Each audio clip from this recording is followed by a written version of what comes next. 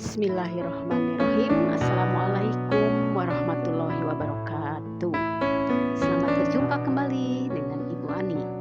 Hari ini kita akan belajar tentang korosi. Kita sudah belajar tentang reaksi redoks, bahwa dalam reaksi redoks itu ada 3 konsep.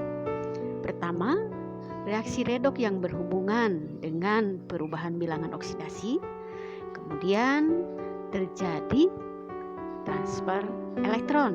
Kemudian yang satu lagi, reaksi kimia di mana terjadi pengikatan dan pelepasan oksigen.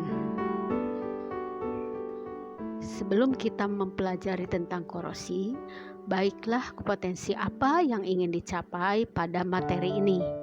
Kompetensi dasarnya adalah sebagai berikut: menganalisis faktor-faktor yang mempengaruhi terjadinya korosi dan cara mengatasinya. Nah, yang akan kita bahas hari ini adalah faktor-faktor yang mempengaruhi proses korosi dan cara mengatasi korosi tersebut.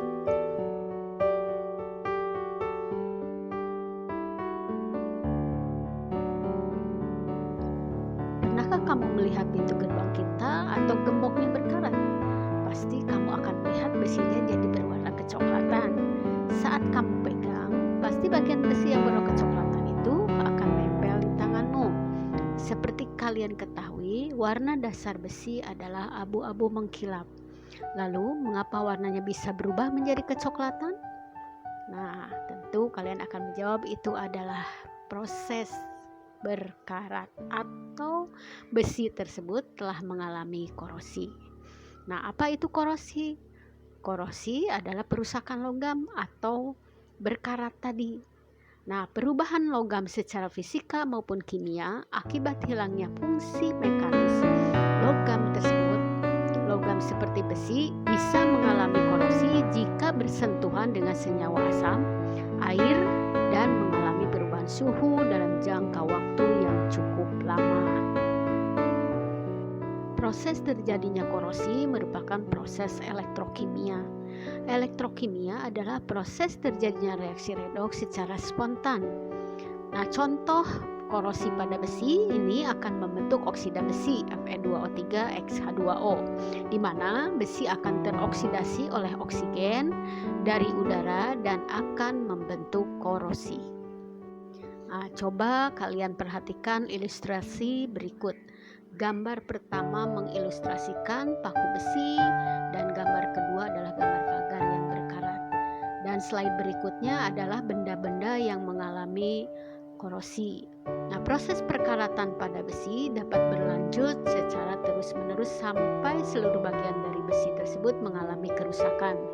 Dari beberapa kasus di atas, bagaimana kalian menjelaskan proses perkaratan tersebut bisa terjadi dan faktor apa saja yang mempengaruhi perkaratan? Dari fakta tersebut, apakah faktor air dan panas, larutan elektrolit, asam dapat mempengaruhi proses perkaratan pada besi?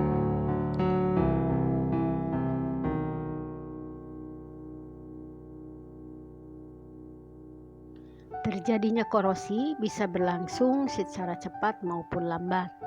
Hal ini dipengaruhi oleh beberapa faktor. Yang pertama, air dan kelembaban udara. Air dan kelembaban udara memegang peranan penting pada proses terjadinya korosi. Semakin tinggi kadar uap air di sekitar logam, semakin mudah logam mengalami korosi. Jika logam berada di daerah yang memiliki kadar air rendah seperti di gurun, proses terjadinya korosi akan berjalan lebih lambat. Oleh karena itu, simpanlah barang-barang yang terbuat dari logam di rumahmu di tempat yang kering dan tidak lembab agar logam itu tidak mudah berkarat. Yang kedua, elektrolit.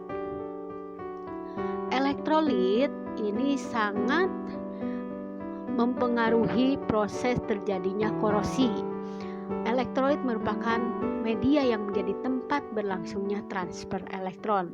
Nah, hal ini mengakibatkan oksigen di udara lebih mudah mengikat elektron. Contohnya air hujan yang bersifat asam dan air laut yang bersifat asin mampu menjadi media pemercepat korosi. Tak heran jika logam-logam yang ada di lingkungan pabrik lebih cepat mengalami korosi karena terkena paparan senyawa asam. Nah, ketiga, permukaan logam yang tidak rata. Nah, ternyata bentuk permukaan logam juga berpengaruh pada kecepatan korosi logam. Nah, logam yang permukaannya tidak rata akan mudah mengalami korosi. Hal ini diakibatkan oleh terbentuknya kutub-kutub muatan di permukaan logamnya. Kutub muatan tersebut ada yang berperan sebagai anoda dan katoda. Jika kamu memiliki logam di rumah, jangan lupa untuk selalu membersihkannya dan sesekali kondisikan agar logam bisa tetap licin. Dengan begitu logam tidak akan mudah mengalami korosi. Nah, yang keempat, terbentuknya sel elektrokimia. Terbentuknya sel elektrokimia ini dilatar belakangi oleh adanya dua permukaan logam yang saling bersinggungan. Jika permukaan logam yang bersinggungan memiliki perbedaan potensial elektroda, maka akan terbentuk sel elektrokimia. Nah, saat terbentuk sel elektrokimia, logam dengan potensial elektron lebih rendah akan melepaskan elektron, sehingga terjadi oksidasi. Nah, oksidasi inilah penyebab utama dari korosi.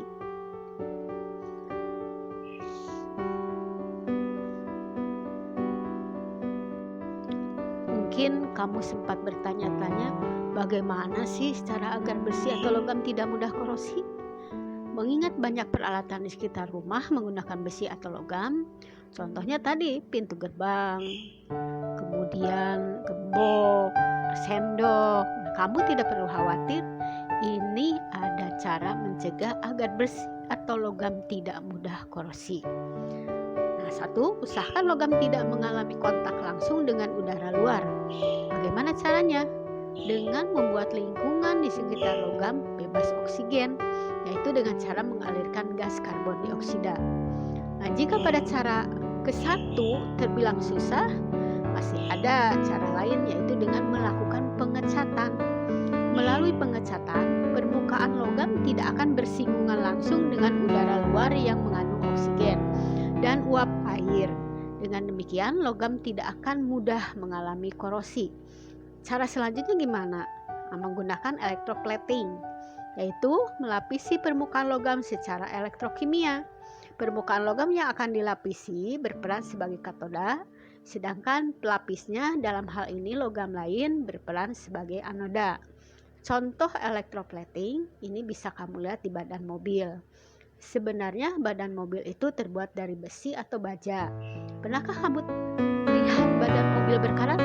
Tentu tidak ya, hal itu karena badan mobil sudah dilapisi dengan logam lain yaitu krom, sehingga terlihat lebih indah dan mengkilap.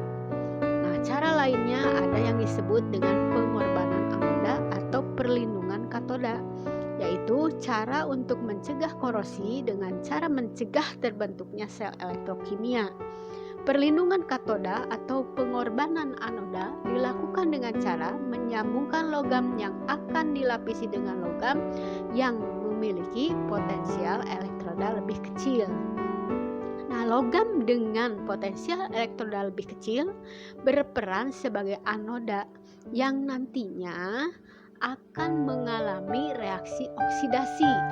Nah, logamnya yang akan terkorosi. Selama logam pelapis atau anodanya masih ada, logam yang dilapisi atau katoda tidak akan mengalami korosi. Itulah mengapa reaksi ini disebut pengorbanan anoda atau perlindungan katoda. Cara selanjutnya membuat paduan alloy dengan cara mencampurkan besi dengan logam lain yang tahan korosi seperti nikel atau krom. Campuran ini dikenal sebagai baja stainless. Ternyata korosi itu proses alamiah yang masih bisa kita cegah proses pembentukannya. Nah, sudah jelas kan jika belajar kimia itu sangat bermanfaat bagi kehidupan. Tanpa pengetahuan seperti ini, mungkin sudah banyak logam-logam yang seharusnya bermanfaat justru harus rusak akibat korosi.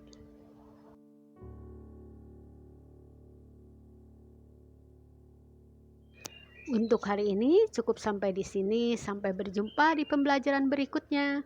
Terima kasih. Semoga ilmunya berkah dan bermanfaat. Wassalamualaikum warahmatullahi wabarakatuh.